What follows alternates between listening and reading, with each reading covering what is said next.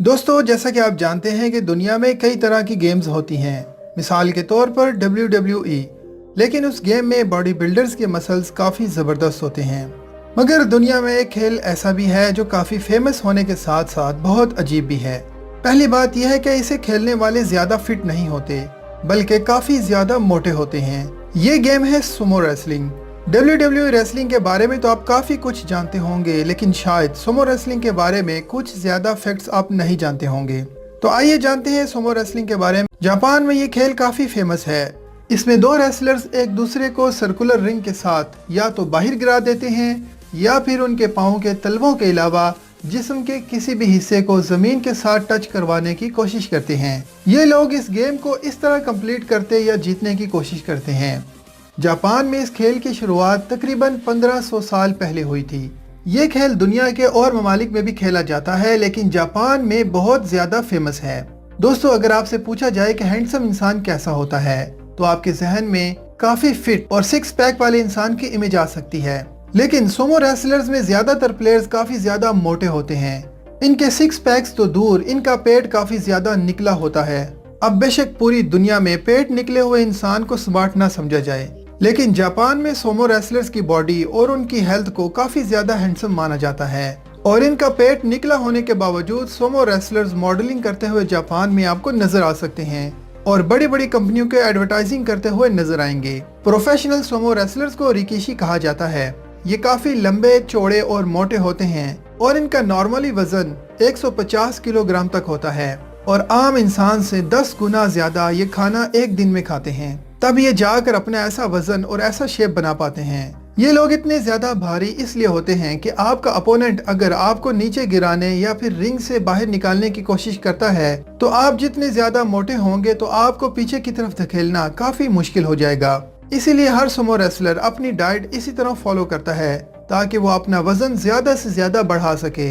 इनका असल मकसद ही मोटा होना होता है। इनकी डाइट में गोश्त, मछली, नूडल्स और काफी सारी सब्जियां शामिल होती हैं और ये आम इंसान से 10 गुना ज्यादा खाना खाते हैं। आपको देखकर ये लगता होगा कि सुमो रेसलर्स की कमाई भी काफी लाजवाब होती होगी। इसमें प्राइस भी जबरदस्त मिलता है। सुमो रेसलर्स के एक ऑफिशियल टूर्नामेंट के चैंपियन को यूशू कहा जाता है और जीतने वाले को एक कप दिया जाता है। इस ट्रॉफी के अलावा तकरीबन 70 लाख रुपए तक दिए जाते हैं और इसके साथ साथ एडवर्टाइजिंग से भी ये लोग काफी मोटी कमाई करते हैं।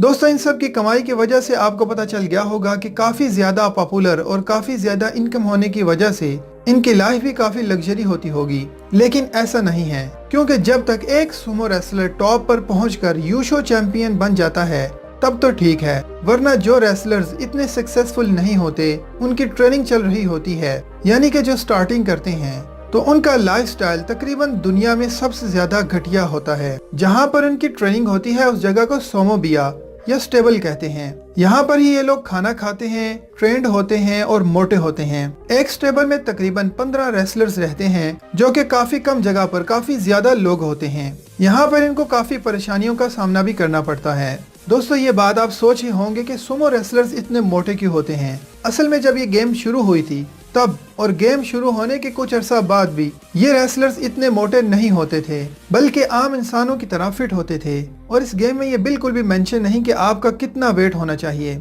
लेकिन रेसलर जितना ज्यादा मोटा होगा उसको हराना उतना ही ज्यादा मुश्किल होगा।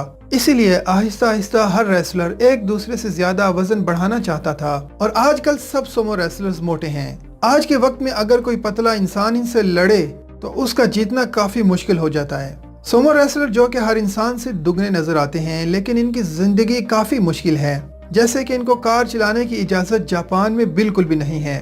दोस्तों, अगर आप प्रोफेशनल सुमो रेसलर बन गए तो आपको ड्राइविंग के शौक को अलविदा कहना होगा। इसकी वजह यह है कि ये लोग काफी मोटे होने की वजह से कार में सही से फिट नहीं हो सकते और डर रहता है कि कोई मसला ना हो जाए। एक बार जापान में ऐसा हुआ भी था कि एक सुमो रेसलर की वजह से एक्सीडेंट हुआ, तो तब जापान गवर्नमेंट ने सब सुमो रेसलर्स के कार चलाने को बैन कर दिया। सिर्फ कार चलाना ही नहीं, बल्कि सुमो रेसलर्स के लिए और भी काफी ज्यादा स्ट्रिक्ट रूल्स होते हैं और उनको फॉलो करना हर इंसान के बस की बात नहीं। हर सुमो रेसलर खुद को उन रूल्स को मानने के लिए अपने आप को तैयार कर लेता है। अगर आप सुमो रेसलर हैं तो आप अपनी मर्जी से कपड़े तक नहीं पहन सकते। आपको हमेशा ट्रेडिशनल सुमो रेसलर्स की ड्रेस पहननी होगी। अगर आपका एक्सपीरियंस कम है और ट्रेनिंग कर रहे हैं तो आपको ड्रेस पहनने में थोड़ी सी छूट मिल सकती है, और जो रेसलर्स ट्रेंड हैं उनको लकड़ी के चप्पल पहनना होते हैं। दोस्तों, WWE में जो लोग लड़ते हैं, चीखते हैं और जीतने पर जश्न मनाते हैं, लेकिन सोमो रेसलिंग में आप जीतने पर बहुत ज्यादा खुशी जाहिर नहीं कर सकते और हारने पर परेशान भी नहीं हो सकते। अगर कोई सोमो रेसलर पब्लिक में होता है तो उसको बिल्कुल भी गुस्सा करने की इजाजत नहीं है, उसे नरमी से बात करना होगी, और ये रूल्स मानना सोमो रेसलर्स के लिए बहुत ज्यादा जरूरी होते हैं।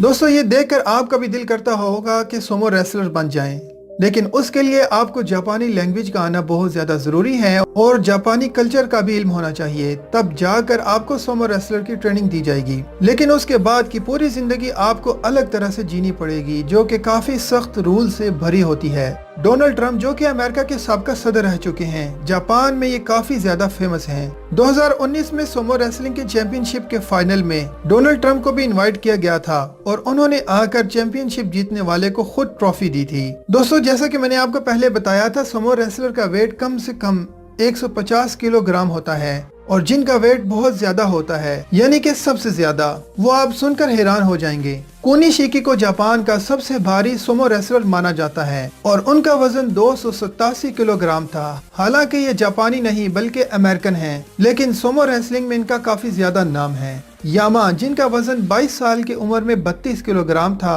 अब ये 36 साल के हो चुके हैं और इनका वजन 272 किलोग्राम है। जापान दुनिया का वो मुल्क है जहां लोगों का हेल्दी लाइफस्टाइल होने की वजह से वहां के लोगों की एज एवरेज भी बाकी मुल्कों से काफी ज्यादा है। सोमो रेसलर्स काफी मोटे होते हैं और इसका नुकसान उनको भुगतना पड़ता है, और इनके एक्सपीरियंस के हिसाब से इनकी अलग अलग पोस्ट होती है और इन सबको अलग अलग नाम दिए जाते हैं। जो सबसे ज्यादा प्रोफेशनल सोमो रेसलर होता है उसको योकोजुना कहा जाता है, और अब तक जितने भी रेसलर्स ने योकोजुना का टाइटल हासिल किया है उनकी उम्र 56 साल ही रही है। तो दोस्तों, आज के वीडियो में बस इतना ही था। वीडियो अगर पसंद आई हो तो इसे लाइक कीजिए और मजीद ऐसी ही अच्छी और अमेजिंग वीडियोस के लिए हमारे चैनल से जुड़े रहिए। अल्लाह हाफिज।